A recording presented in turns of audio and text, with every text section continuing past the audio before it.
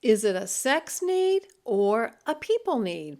I talk to clients often, and these couples will come in, and one spouse feels like their partner has different sex expectations than they do. And it usually comes down to what is the demand on their sex life? Is it realistic? Is it mutually honoring, respectful, the whole bit? So that is what we are unpacking today. Hi, I'm Mary Whitman Ortiz of Limitless Intimacy, bringing you the best tips and tools to create great intimacy in your marriage. On this channel, we talk about communication strategies and intimacy made simple steps, all from a Christian point of view. So if you're new here, we would love for you to subscribe. Also, I'm asking you to stay until the end because I am going to give you the single most defining question to assess how you are managing your needs. All right, back to today's question. Is it a sex need or a people need?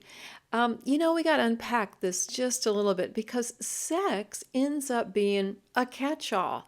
And I would call it sometimes a shortcut to what's really going on. And I'm going to draw an unfair parallel, but it's almost like a comfort food, like macaroni and cheese. Yes, you heard me say sex is like macaroni and cheese. And a great bowl of macaroni and cheese every once in a while is amazing.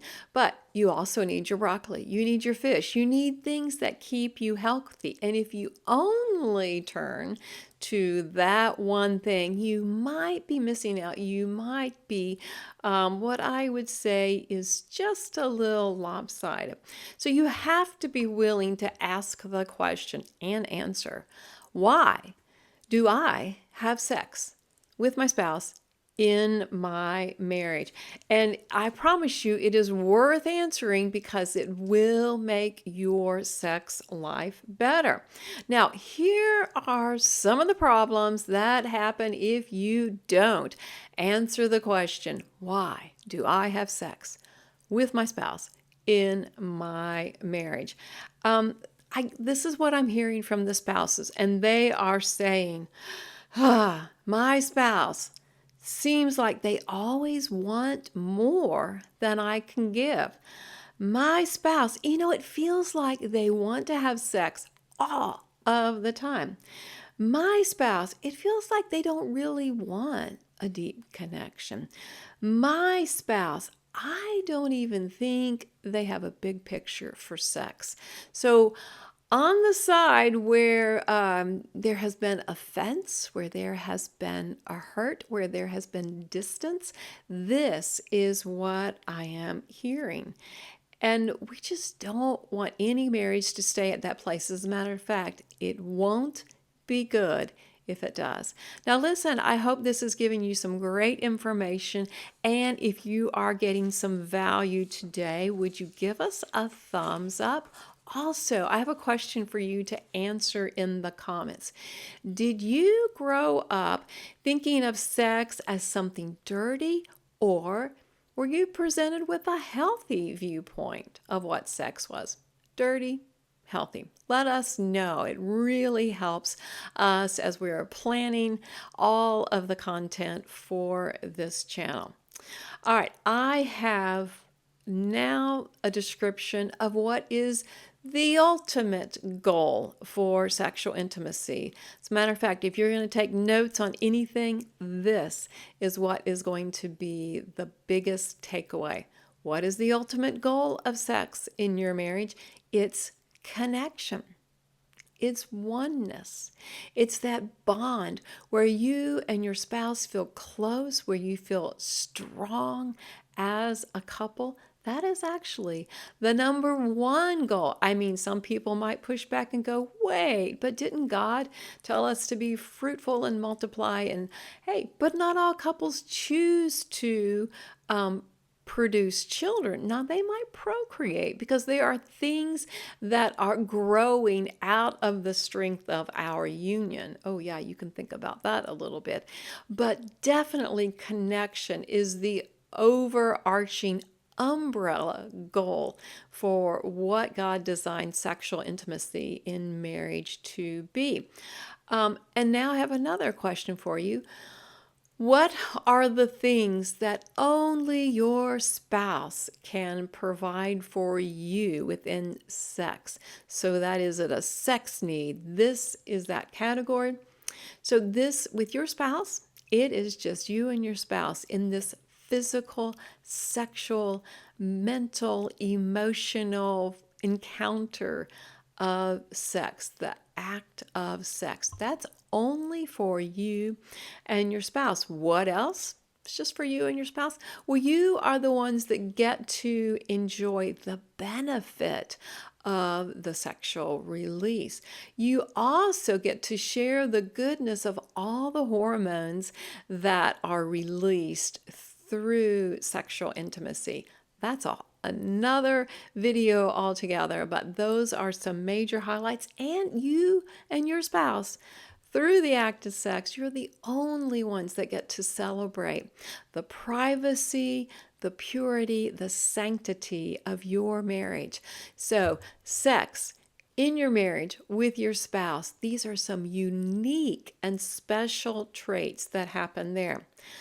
But there's another category that is often not considered, and we really have to dive into this. These are the people needs.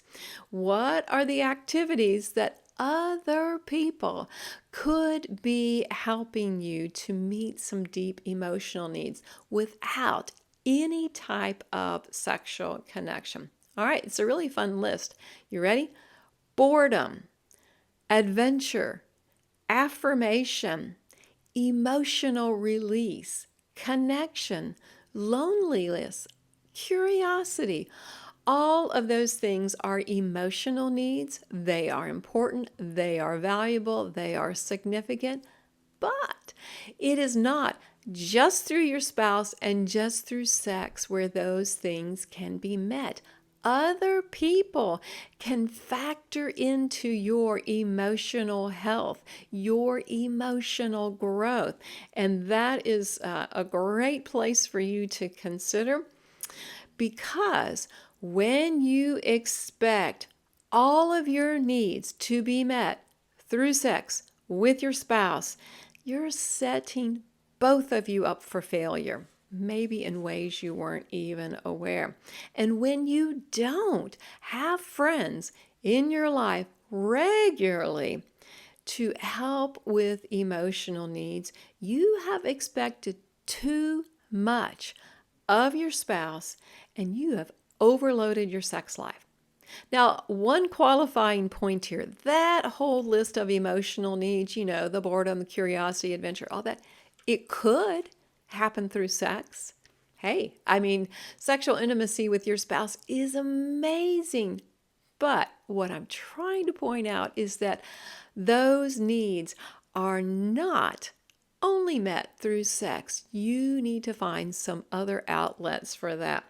Now, if you want to create the best emotional and sexual intimacy in your marriage, I want to tell you about the Dream Team Marriage Program. I have a marriage intensive. It's 90 days. It will absolutely give you a biblical foundation of God's original design for sexual intimacy in marriage. Hint, hint, it's good. It will also give you lots of fun ideas that you can incorporate to make intimacy more personal, more enjoyable. And it gives you a blueprint so you can sustain your intimacy. This is not just let me hear an idea and try it once. No. We want a lifetime of great emotional sexual intimacy in your marriage. The Dream Team Marriage Program can do that. Check the links below. And it's opening soon. You will want to be watching for that. All right. Now for the single most defining question to assess. how you are managing your needs. This is the scary part right here. Are you ready? Okay. How do you regularly go to your friends with your emotional health? Let me explain that a little. Do you have bonding or your favorite beverage? Do you have planned activities that might include manicures for the gals? It might include some outdoor sportsmanship for the guys. Things that you can do together that provide a vehicle for you to relate emotionally together. Do you have relationships with people outside of your marriage you can connect emotionally and that doesn't require anything sexually from you or from them? Aha. Answer that question for yourself. That's going to give you some heads up on what have you been doing with your needs. Have you made them all be about sex, or do you realize that some of those needs can be met by people? Thanks so much for joining me today. And remember, God's design for sexual wholeness in your marriage is for thrilling and fulfilling intimacy.